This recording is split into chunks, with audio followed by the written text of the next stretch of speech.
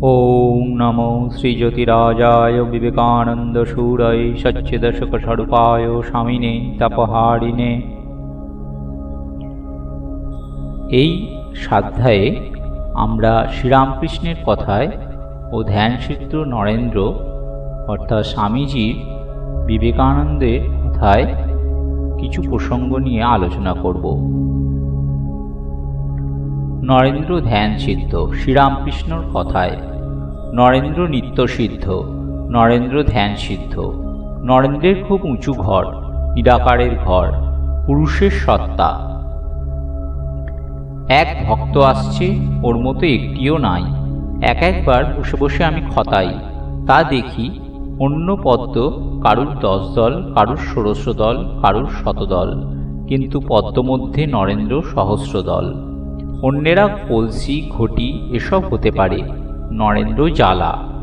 ডোবা পুষ্করিণীর মধ্যে নরেন্দ্র বড় দিঘি, যেমন হালদার পুকুর। মাছের মধ্যে নরেন্দ্র রাঙাচক্ষু বড় রুই, আর সব নানা রকম মাছ, পোনা, কাটি, বাটা এইসব। খুব আধার, অনেক জিনিস ধরে, বড় ফুটোওয়ালা বাঁশ। নরেন্দ্রর কিছুর বশ নয়, আসক্তি ইন্দ্রিয় সুখের বশ নয়। পুরুষ পায়রা, পুরুষ পায়রা ঠোঁট ধরলে ঠোঁট টেনে ছিনিয়ে নেয়। মাদি পায়রা চুপ করে থাকে। কেশব বিজয়ের ভেতর দেখিলাম এক একটি বাতির শিখার মতো জ্ঞানের শিখা জ্বলছে, আর নরেন্দ্রর ভেতর দেখি জ্ঞান সূর্য রয়েছে। কেশব একটি শক্তিতে জগৎ মাতিয়েছে, নরেনের ভেতর অমন 18টা শক্তি রয়েছে। দেখিলাম নরেন্দ্রের নিজের শরীরের দিকে লক্ষ্য নাই, মাথার চুল ও বেশভূষার কোনরূপ পারিপাট্য নাই। বাহিরের কোনো পদার্থেই ইতরসাধারণের মতো একটা আঁট নাই, সবই যেন তাহার আলগা। এবং চক্ষু দেখিয়া মনে হইল তাহার মনের অনেকটা ভেতরের দিকে কে যেন সর্বদা জোর করিয়া টানিয়া রহিয়াছে। দেখিয়া মনে হইল বিষয়লোকের আবাস কলিকাতায় এত বড় সত্যগুণী আধার থাকাও সম্ভবে। স্বামীজি নিজের কথায়। স্বামীজি: প্রথম কোনো একটি বিষয় নিয়ে ধ্যান অভ্যাস করতে হয়। এক সময় আমি একটা কালো বিন্দুতে মনঃসংযম করতাম। ওই সময় শেষে আর বিন্দুটাকে দেখতে পেতুম না, বা সামনে যে রয়েছে তা বুঝতে পারতুম না। মন নিরোধ হয়ে যেত, কোনো বৃত্তির তরঙ্গ উঠত না, যেন নিবাদ সাগর। ওই অবস্থায় অতীন্দ্রিয় সত্যের ছায়া কিছু কিছু দেখতে পেতুম। ধ্যান গভীর হলে কত কি দেখতে পাওয়া যায়। বরানগরের মঠে ধ্যান করতে করতে একদিন ইরা পিঙ্গলা নারী দেখতে পেয়েছিলুম। একটু চেষ্টা করলেই দেখতে পাওয়া যায়। তারপর সুষুম্নার দর্শন পেলে যা দেখতে চাইবি তাই দেখতে পাওয়া যায়। অতুলবাবু জিজ্ঞেস করলেন, তুমি রাজযোগে বলেছ যে পূর্বজন্মের কথা সমস্ত জানতে পারা যায়, তুমি নিজে জানতে পারো? স্বামীজি: হ্যাঁ পারি। অতুলবাবু: কি জানতে পারো বলবার বাধা আছে? স্বামীজি: জানতে পারি, জানিও, কিন্তু ডিটেলস খুঁটিনাটি বলবো না। শিষ্য: মহাশয়, স্কুলে পড়িবার কালে আপনি কখনো কোনরূপ ভিশন দেখিতেন? আপনার দিব্যদর্শন হইত কি? স্বামীজি: স্কুলে পড়বার সময় একদিন রাত্রে দৌড় বন্ধ করে ধ্যান করতে করতে মন বেশ তন্ময় হয়েছিল। কতক্ষণ ওইভাবে ধ্যান করেছিলাম বলতে পারি না। ধ্যান শেষ হলো, তখনও বসে আছি। এমন সময় ওই ঘরের দক্ষিণ দেওয়াল ভেদ করে এক জ্যোতির্ময় মূর্তি বাহির হয়ে সামনে এসে দাঁড়ালেন। তার মুখে এক অদ্ভুত জ্যোতি, অথচ যেন কোনো ভাব নাই। মহাশান্ত সন্ন্যাস মূর্তি, মুণ্ডিত মস্তক, হস্তে দণ্ড ও কমণ্ডলু। আমার প্রতি একদৃষ্টে খানিকক্ষণ চেয়ে রইলেন, যেন আমায় কিছু বলবেন এরূপ ভাব। আমিও অবাক হয়ে তাঁর পানে চেয়েছিলাম। তারপর মনে কেমন একটা ভয় এলো। তাড়াতাড়ি দৌড় খুলে ঘরের বাইরে গেলাম।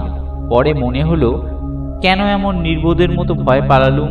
হয়তো তিনি কিছু বলতেন। আর কিন্তু সেই মূর্তির কখনো দেখা পাইনি। কতদিন মনে হয়েছে, যদি ফের তার দেখা পাই তো এবার আর ভয় করব না, তার সঙ্গে কথা কইব। কিন্তু আর দেখা পাইনি। শিষ্য: তারপর এ বিষয়ে কিছু ভেবেছিলেন কি? স্বামীজি: হ্যাঁ ভেবেছিলাম, কিন্তু ভেবেচিন্তে কিছু কুলকিনারা পাইনি। এখন বোধহয় ভগবান বুদ্ধদেবকে দেখেছিলুম। কিছুক্ষণ পর স্বামীজি বললেন, মন শুদ্ধ হলে, কামকাঞ্চনে বীতস্প্রিয় হলে কত ভিজেন দিব্য দর্শন দেখা যায়। অদ্ভুত অদ্ভুত। তবে অতি খেয়াল রাখতে নেই। ওই সকলে দিনরাত মন থাকলে সাধক আর অগ্রসর হতে পারে না। শুনিসনি ঠাকুর বলতেন, কত মণি পড়ে আছে আমার চিন্তামণির নাচ দুয়ারে। আত্মাকে সাক্ষাৎ করতে হবে, ওসব খেয়ালে মন দিয়ে কি হবে? কথাগুলি বলিয়াই স্বামীজি তন্ময় হইয়া কোনো বিষয় ভাবিতে ভাবিতে কিছুক্ষণ মৌনভাবে রহিলেন। পরে আবার বলিতে লাগিলেন, দেখ, আমেরিকায় অবস্থানকালে আমার কতকগুলি অদ্ভুত শক্তি স্ফুরণ হয়েছিল। লোকের চোখের ভেতর দেখে তার মনের ভেতরটা সব বুঝতে পারত মুহূর্তের মধ্যে। কে কি ভাবছে না ভাবছে করামল কবত প্রত্যক্ষ হয়ে যেত। কারুকে কারুকে বলে দিতুম। যাদের যাদের বলতুম তাদের মধ্যে অনেকে আবার চেলা হয়ে যেত, আর যারা কোনরূপ মতলব পাকিয়ে আমার সঙ্গে মিশতে আসত তারা ওই শক্তির পরিচয় পেয়ে আর আমার দিকেও মারাত না। যখন শিকাগো বক্তৃতার শুরু করলুম তখন সপ্তাহে 12 থেকে 14টা, কখনো আরো বেশি লেকচার দিতে হতো। অত্যধিক শারীরিক ও মানসিক শ্রমে মহা ক্লান্ত হয়ে পড়লুম। যেন বক্তৃতার বিষয় সব ফুরিয়ে যেতে লাগলো। ভাবতুম, কি করি, কাল আবার কোথা থেকে কি নতুন কথা বলবো। নতুন ভাব আর যেন জুটত না। একদিন বক্তৃতার পরে শুয়ে শুয়ে ভাবছি, তাই তো, এখন কি উপায় করা যায়। ভাবতে ভাবতে একটু তন্দ্রার মতো এলো। সেই অবস্থায় শুনতে পেলাম কে যেন আমার পাশে দাঁড়িয়ে বক্তৃতা করছে। কত নতুন ভাব, নতুন কথা, সেসব যেন ইহজন্মে শুনিনি, ভাবিও নি। ঘুম থেকে উঠে সেগুলি স্মরণ করে রাখলুম আর বক্তৃতায় তাই বললুম। এমন যে কতদিন ঘটেছে তার সংখ্যা নেই। শুয়ে শুয়ে এমন বক্তৃতা কতদিন শুনেছি। কখনো বা এত জোরে জোরে তা হতো যে অন্য ঘরের লোক আওয়াজ পেত ও পরদিন আমায় বলতো, স্বামীজি, কাল অত রাত্রে আপনি কার সঙ্গে এত জোরে কথা কইছিলেন? আমি তাদের সে কথা কোনরূপে কাটিয়ে দিতুম। সে এক অদ্ভুত কাণ্ড। আমি, কিন্তু স্বামীজি, তোমার মতো কে হবে? স্বামীজি, তোরা ভাবিস আমি মলে বুঝি আর বিবেকানন্দ হবে না? ওই যে নেশাখোরগুলো এসে কনসার্ট বাজিয়ে গেল, যাদের তোরা এত ঘৃণা করিস, মহা অপদার্থ মনে করিস, ঠাকুরের ইচ্ছা হলে ওরা প্রত্যেকে এক এক বিবেকানন্দ হতে পারে। দরকার হলে বিবেকানন্দর অভাব হবে না। কোথা থেকে কত কোটি কোটি এসে হাজির হবে তা কে জানে। এই বিবেকানন্দের কাজ নয় রে, তার কাজ খোদ রাজার কাজ। একটা গভর্নর জেনারেল গেলে তার জায়গায় আর একটা আসবেই। তোরা যতই তমগুণী হোস না কেন, মন মুখ এক করে তার স্মরণ নিলে সব তম কেটে যাবে। এখন যে ও রোগের রোজা এসেছে, তার নাম করে কাজে লেগে গেলে তিনি আপনিই সব করে নেবেন। ওই তমগুণটাই সত্যগুণ হয়ে দাঁড়াবে। আমি, যাই বল, ও কথা বিশ্বাস হয় না। তোমার মতো ফিলোজফিতে অরাটরি দর্শনের বক্তৃতা করবার ক্ষমতা কার হবে? স্বামীজি, তুই জানিস নি, ও ক্ষমতা সকলের হতে পারে। যে ভগবানের জন্য 12 বছর পর্যন্ত ব্রহ্মচর্য করবে তারই ও ক্ষমতা হবে। আমি ওইরূপ করেছি, তাই আমার মাথার ভেতর একটা পর্দা খুলে গিয়েছে। তাই আর আমাকে দর্শনের মতো জটিল বিষয়ের বক্তৃতা ভেবে বার করতে হয় না। মনে কর, কাল বক্তৃতা দিতে হবে। যা বক্তৃতা দেব তার সমস্ত ছবি আজ রাত্রে পরপর চোখের সামনে দিয়ে যেতে থাকে। পরদিন বক্তৃতার সময় সেই সব বলি। অতএব বুঝলি তো, এটা আমার নিজস্ব শক্তি নয়। যে অভ্যাস করবে তারই হবে। তুই কর, তোরও হবে। অমুকের হবে আর অমুকের হবে না, আমাদের শাস্ত্রে কথা বলে না। স্বামীজি আবার বলিতে লাগিলেন, এই দেহ ধারণ করে কত সুখে দুঃখে, কত সম্পদ বিপদের তরঙ্গে আলোড়িত হবি, কিন্তু জানবি ওসব মুহূর্তকাল স্থায়ী। ওই সকলকে গ্রাহ্যের মধ্যে আনবিনি। আমি অজর অমর চিন্ময় আত্মা, এই ভাব হৃদয়ে দৃঢ়ভাবে ধারণ করে জীবন অতিবাহিত করতে হবে। আমার জন্ম নেই, আমার মৃত্যু নেই, আমি নির্লেপ আত্মা। এই ধারণায় একেবারে তন্ময় হয়ে যা। একবার তন্ময় হয়ে যেতে পারলে দুঃখ কষ্টের সময় আপনা আপনি ওই ভাব মনে পড়বে। চেষ্টা করে আর আনতে হবে না। এই যে সেদিন বৈদ্যনাথ দেওঘরে প্রিয় মুখুজ্জের বাড়ি গিয়েছিলুম, সেখানে এমন হাঁপ ধরল যে প্রাণ যায়। ভেতর থেকে কিন্তু শ্বাসে শ্বাসে গভীর ধ্বনি উঠতে লাগলো, সৌহং সৌহং। বালিশে ভর করে প্রাণবায়ু বেরোবার অপেক্ষা করছিলুম, আর দেখছিলুম ভেতর থেকে কেবল শব্দ হচ্ছে, সৌহং সৌহং। কেবল শুনতে লাগলুম, একামেবাদ্বিদয়ং ব্রহ্ম নেহ নানাস্থি কিঞ্চন। যখন জয়পুরে ছিলুম তখন এক মহাবৈয়াকরণের সঙ্গে দেখা হয়। তার কাছে ব্যাকরণ পড়তে ইচ্ছে হলো। ব্যাকরণে মহাপণ্ডিত হলেও তার অধ্যাপনার তত ক্ষমতা ছিল না। আমাকে প্রথম সূত্রের ভাষ্য 3 দিন ধরে বোঝালেন, তবুও আমি তার কিছুমাত্র ধারণা করতে পারলুম না। 4 দিনের দিন অধ্যাপক বিরক্ত হয়ে বললেন, স্বামীজি, 3 দিনেও আপনাকে প্রথম সূত্রের মর্ম বোঝাতে পারলুম না। আমার দ্বারা আপনার অধ্যাপনায় কোনো ফল হবে না বোধহয়। ওই কথা শুনে মনে তীব্র ভর্ৎসনা এলো। খুব দৃঢ় সংকল্প হয়ে প্রথম সূত্রের ভাষ্য নিজে নিজে পড়তে লাগলো। 3 ঘন্টার মধ্যে ওই সূত্রভাষ্যের অর্থ যেন করামল কবত প্রত্যক্ষ হয়ে গেল। তারপর অধ্যাপকের কাছে গিয়ে সমস্ত ব্যাখ্যার তাৎপর্য কথায় কথায় বুঝিয়ে বললুম। অধ্যাপক শুনে বললেন, আমি 3 দিন বুঝিয়ে যা করতে পারলুম না, আপনি 3 ঘন্টায় তার এমন চমৎকার ব্যাখ্যা কেমন করে উদ্ধার করলেন? তারপর প্রতিদিন জোয়ারের জলের মতো অধ্যায়ের পর অধ্যায় পড়ে যেতে লাগলুম। মনের একাগ্রতা থাকলে সব সিদ্ধ হয়, সুমেরীয় চূর্ণ করতে পারা যায়। শিষ্য, মহাশয়, আপনার সবই অদ্ভুত। স্বামীজি, অদ্ভুত বলে বিশেষ একটা কিছুই নাই। অজ্ঞানতাই অন্ধকার, তাতেই সব ঢেকে রেখে অদ্ভুত দেখায়। শিষ্য, মহাশয়, বহু জন্মান্তরের তপস্যায় আপনার সঙ্গলাভ হইয়াছে। এখন যাহাতে আর না মহামোহের মধ্যে পড়ি, কৃপা করিয়া তাহা করিয়া দিন। এখন প্রত্যক্ষ অনুভূতির জন্য মন মাঝে মাঝে বড় ব্যাকুল হয়। স্বামীজি, আমারও অমন কত হয়েছে। কাশীপুরের বাগানে একদিন ঠাকুরের কাছে খুব ব্যাকুল হয়ে প্রার্থনা জানিয়েছিলুম। তারপর সন্ধ্যার সময় ধ্যান করতে করতে নিজের দেহ খুঁজে পেলুম না। দেহটা একেবারে নেই মনে হয়েছিল। চন্দ্র, সূর্য, দেশ, কাল, আকাশ সব যেন একাকার হয়ে কোথায় মিলিয়ে গিয়েছিল। দেহাদি বুদ্ধির প্রায় অভাব হয়েছিল, প্রায় লীন হয়ে গিয়েছিলুম আর কি। একটু অহং ছিল, তাই সে সমাধি থেকে ফিরেছিলুম। ওইরূপ সমাধিকালেই আমি আর ব্রহ্মের ভেদ চলে যায়, সব এক হয়ে যায়, যেন মহাসমুদ্র। জল জল আর কিছুই নাই, ভাব আর ভাষা সব ফুরিয়ে যায়। অবাং মনস গচরম কথাটা ওই সময় ঠিক ঠিক উপলব্ধি হয়। এই জ্ঞাতা জ্ঞেয় বা জানাজানি ভাব থেকেই দর্শনশাস্ত্র, বিজ্ঞান সব বেরিয়েছে। কিন্তু মানব মনের কোনো ভাব বা ভাষা জানাজানির পারের বস্তুকে সম্পূর্ণরূপে প্রকাশ করতে পারছে না। দর্শন, বিজ্ঞানাদি পার্সিয়াল ট্রুথ, আংশিক সত্য। ওরা সেজন্য পরমার্থের সম্পূর্ণ এক্সপ্রেশন, প্রকাশ কখনোই হতে পারে না। এই জন্য পরমার্থের দিক দিয়ে দেখলে সবই মিথ্যা বলে বোধ হয়। ধর্ম মিথ্যা, কর্ম মিথ্যা, আমি মিথ্যা, তুই মিথ্যা, জগৎ মিথ্যা। তখনই বোধ হয় যে আমি সব, আমি সর্বগত আত্মা, আমার প্রমাণ আমি। আমার অস্তিত্বের প্রমাণের জন্য আবার প্রমাণান্তরের অপেক্ষা কোথায়?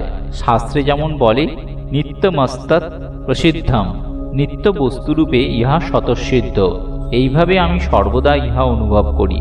আমি ওই অবস্থা সত্য সত্যই দেখেছি, অনুভব করেছি।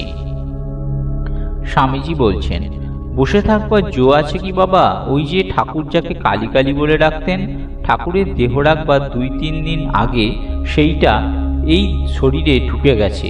সেইটি আমাকে এদিক ওদিক কাজ করিয়ে নিয়ে বেড়ায়, স্থির হয়ে থাকতে দেয় না, নিজের সুখের দিক দেখতে দেয় না। শিষ্য, শক্তি প্রবেশের কথাটা কি রূপক ছলে বলিতেছেন? স্বামীজি, না রে, ঠাকুরের দেহ যাবার 3-4 দিন আগে তিনি আমাকে একাকী একদিন কাছে ডাকলেন, আর সামনে বসিয়ে আমার দিকে একদৃষ্টে চেয়ে সমাধিস্থ হয়ে পড়লেন। আমি তখন ঠিক অনুভব করতে লাগলুম তার শরীর থেকে একটা সূক্ষ্ম তেজ ইলেকট্রিক শক তড়িৎ কম্পনের মতো এসে আমার শরীরে ঢুকছে। ক্রমে আমিও বাহ্যজ্ঞান হারিয়ে আড়ষ্ট হয়ে গেলুম। কতক্ষণ এইরূপ ছিলাম আমার কিছুই মনে পড়ে না। যখন বাহ্য চেতনা হলো, দেখি ঠাকুর কাঁদছেন। জিজ্ঞাসা করায় ঠাকুর সস্নেহে বললেন, আজ যথাসর্বস্ব তোকে দিয়ে ফকির হলুম, তুই এই শক্তিতে জগতের অনেক কাজ করে তবে ফিরে যাবি। আমার বোধ হয় ওই শক্তিই আমাকে এ কাজে সে কাজে কেবল ঘুরোয়, বসে থাকবার জন্য আমার এ দেহ হয়নি।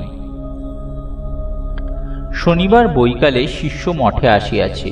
স্বামীজির শরীর তত সুস্থ নহে। শিলং পাহাড় হইতে অসুস্থ হইয়া অল্পদিন হইল প্রত্যাবর্তন করিয়াছেন। তাহার পা ফুলিয়াছে, সমস্ত শরীরেই যেন জল সঞ্চার হইয়াছে। গুরুভ্রাতাগণ সেই জন্যই বড়ই চিন্তিত। স্বামীজি কবিরাজি ঔষধ খাইতে স্বীকৃত হইয়াছেন। আগামী মঙ্গলবার হইতে নুন ও জল বন্ধ করিয়া বাঁধা ঔষধ খাইতে হইবে। আজ রবিবার। শিষ্য: মহাশয়, এই দারুণ গ্রীষ্মকাল, তাহাতে আবার আপনি ঘন্টায় 4 থেকে 5 বার করিয়া জল পান করেন। এ সময় জল বন্ধ করিয়া ঔষধ খাওয়া আপনার অসহ্য হইবে। স্বামীজি: তুই কি বলছিস? ঔষধ খাওয়ার দিন প্রাতে আজ জল পান করব না বলে দৃঢ় সংকল্প করব, তারপর সাধ্যে কি জল আর কণ্ঠের নিচে নাবেন? তখন 21 দিন জল আর নিচে নামতে পারছে না। শরীরটা তো মনেরই খোলস, মন যা বলবে সেই মতো ওকে চলতে হবে, তবে আর কি। নিরঞ্জনের অনুরোধে আমাকে এটা করতে হলো। ওদের গুরুভাতাদের অনুরোধ তো আর উপেক্ষা করতে পারি নে। স্বামীজির শরীর অসুস্থ। আজ 5-7 দিন যাবৎ স্বামীজি কবিরাজি ঔষধ খাইতেছেন। এই ঔষধে জলপান একেবারে নিষিদ্ধ। দুগ্ধমাত্র পান করিয়া তৃষ্ণা নিবারণ করিতে হইতেছে। শিষ্যকে দেখিয়া স্বামীজি সস্নেহে বলিলেন, এসেছিস? ভালোই হয়েছে, তো কথাই ভাবছিলুম। শিষ্য: শুনিলাম শুধু দুধ মাত্র পান করিয়া নাকি আজ 5-7 দিন আছেন? স্বামীজি: হ্যাঁ, নিরঞ্জনের একান্ত অনুরোধে কবিরাজি ঔষধ খেতে হলো, ওদের কথা তো এড়াতে পারি নে। শিষ্য: আপনি তো ঘন্টায় 5-6 বার জল পান করিতেন, কেমন করিয়া একেবারে উহা ত্যাগ করিলেন? স্বামীজি: যখন শুনলাম এই ঔষধ খেলে জল খেতে পাবো না, তখনই দৃঢ় সংকল্প করলুম জল খাবো না। এখন আর জলের কথা মনেও আসে না। শিষ্য: মহাশয়, ঠাকুরের শরীর যাইবার পর আপনি তাহার দর্শন পাইয়াছেন কি? স্বামীজি: ঠাকুরের শরীর যাবার পর আমি কিছুদিন গাজীপুরে পওহারী বাবার সঙ্গ করি। পওহারী বাবার আশ্রমের অনতি দূরে একটা বাগানে ওই সময় আমি থাকতুম। লোকে সেটাকে ভূতের বাগান বলতো, কিন্তু আমার তাতে ভয় হতো না। জানিস তো, আমি ব্রহ্মদৈত্যী বা ভূতফুতের ভয় বড় রাখিনি। ওই বাগানে অনেক লেবু গাছ, বিস্তর ফলতো। আমার তখন অত্যন্ত পেটের অসুখ, আবার তার ওপর সেখানে রুটি ভিন্ন অন্য কিছু ভিক্ষা মিলত না। কাজেই হজমের জন্য খুব নেবু খেতুম। পওহারী বাবার কাছে যাতায়াত করে তাকে খুব ভালো লাগলো। তিনিও আমাকে খুব ভালোবাসতে লাগলেন। একদিন মনে হলো শ্রীরামকৃষ্ণদেবের কাছে এতকাল থেকেও এই রুগ্ন শরীরটাকে দৃঢ় করবার কোনো উপায় তো পাইনি। পওহারী বাবা শুনেছি হঠযোগ জানেন। এর কাছে হঠযোগের ক্রিয়া জেনে নিয়ে শরীরটাকে দৃঢ় করে নেবার জন্য এখন কিছুদিন সাধন করব। জানিস তো, আমার বাঙালের মতো রোগ, যা মনে করব তা করবই। যেদিন দীক্ষা নেব মনে করেছি, তার আগের রাত্রে একটা খাটিয়ায় শুয়ে ভাবছি, এমন সময় দেখি ঠাকুর আমার দক্ষিণ পাশে দাঁড়িয়ে একদৃষ্টে আমার পানে চেয়ে আছেন, যেন বিশেষ দুঃখিত হয়েছেন। তার কাছে মাথা বিকিয়েছি, আবার অপর একজনকে গুরু করব, এই কথা মনে হওয়ায় লজ্জিত হয়ে তার দিকে তাকিয়ে রইল। এইরূপ বোধহয় 2-3 ঘন্টা গত হলো। তখন কিন্তু আমার মুখ থেকে কোনো কথা বেরোলো না। তারপর হঠাৎ তিনি অন্তরিত হলেন। ঠাকুরকে দেখে মন একরকম হয়ে গেল। কাজেই সেই দিনের মতো দীক্ষা নেবার সংকল্প স্থগিত রাখতে হলো। 2-1 দিন বাদে আবার পওহারী বাবার নিকট মন্ত্র নেবার সংকল্প উঠল। সেদিন রাত্রেও আবার ঠাকুরের আবির্ভাব হলো, ঠিক আগের দিনের মতো। এইভাবে উপর্যুপরি 21 দিন ঠাকুর দর্শন পাওয়ার পর দীক্ষা নেবার সংকল্প একবারে ত্যাগ করলুম। মনে হলো যখনই মন্ত্র নেব মনে করছি, তখনই যখন এইরূপ দর্শন হচ্ছে, তখন মন্ত্র নিলে অনিষ্ট বই ইষ্ট হবে না। কয়েকদিন হইল মঠে নতুন এনসাইক্লোপিডিয়া ব্রিটানিকা ক্রয় করা হয়েছে। নতুন ঝকঝকে বইগুলি দেখিয়া শিষ্য স্বামীজিকে বলল, এত বই এক জীবনে পড়া দুর্ঘট। শিষ্য তখন জানে না যে স্বামীজি ওই বইগুলির 10 খণ্ড ইতোমধ্যে পড়িয়া শেষ করিয়া 11 খণ্ডখানি পড়িয়া আরম্ভ করিয়েছেন। স্বামীজি: কি বলছিস? এই 10খানি বই থেকে আমায় যা ইচ্ছে জিজ্ঞেস কর, সব বলে দেব। শিষ্য অবাক হইয়া, আপনি কি এই বইগুলি সব পড়িয়াছেন? স্বামীজি, না পড়লে কি বলছি। অনন্তর স্বামীজির আদেশ পাইয়া শিষ্য ওই সকল পুস্তক হইতে বাছিয়া বাছিয়া কঠিন কঠিন বিষয় সকল জিজ্ঞাসা করিতে লাগিল। আশ্চর্যের বিষয়, স্বামীজি ওই বিষয়গুলির পুস্তক নিবন্ধ মর্মত বলিলেনই, তাহার ওপর স্থানে স্থানে ওই পুস্তকের ভাষা পর্যন্ত উদ্ধৃত করিয়া বলিতে লাগিলেন। শিষ্য ওই বৃহৎ 10 খণ্ড পুস্তকের প্রত্যেকখানি হইতেই দু একটি বিষয় জিজ্ঞাসা করিল এবং স্বামীজির অসাধারণ ধী ও স্মৃতিশক্তি দেখিয়া অবাক হইয়া বইগুলি তুলিয়া রাখিয়া বলিল, ইহা মানুষের শক্তি নয়। স্বামীজি, দেখলি, একমাত্র ব্রহ্মচর্য পালন ঠিক ঠিক করতে পারলে সমস্ত বিদ্যা মুহূর্তে আয়ত্ত হয়ে যায়, শ্রুতিধর স্মৃতিধর নয় হয়। এই ব্রহ্মচর্যের অভাবেই আমাদের দেশের সব ধ্বংস হয়ে গেল। আজকের স্বাধ্যায় এই পর্যন্তই। ওম নমো শ্রীজ্যোতিরাজায় বিবেকানন্দ সুরায় সচ্চিদস্বরূপায় স্বামিনে তাপহারিণে। সমস্ত দর্শক ও শ্রোতা বন্ধুরা, আগামী দিনে এই ধরনের পাঠ আরও পেতে অবশ্যই সত্যের সন্ধান চ্যানেলটিকে সাবস্ক্রাইব করুন ও পাশে থাকা বেল আইকনটি অবশ্যই ক্লিক করবেন। নমস্কার।